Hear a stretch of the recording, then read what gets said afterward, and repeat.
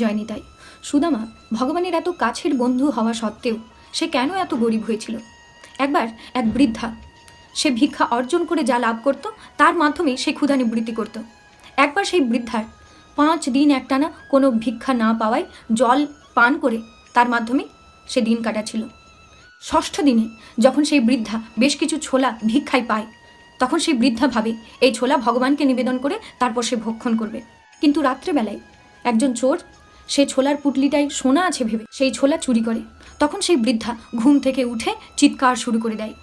গ্রামবাসীগণ যখন সেই চোর ধরতে যায়, সেই চোর ছুটতে ছুটতে শান্তিপুনি মুনির আশ্রমের নিকটে গিয়ে শান্তিপুনি মুনির আশ্রমে সেই ছোলার পুটলি ফেলে দেয়। তখন সেই বৃদ্ধা অভিশাপ দেয়, এই ছোলা যেই ভক্ষণ করবে সেই দরিদ্র হবে। সকালবেলায় সুমুখী দেবী যখন আশ্রম ঝাঁট দিচ্ছিলেন, তখন সেই ছোলার পুটলি পায়। কৃষ্ণ আর সুদামা যখন বনে কাঠ সংগ্রহ করবার জন্য যাচ্ছিল, তখন সুমুখী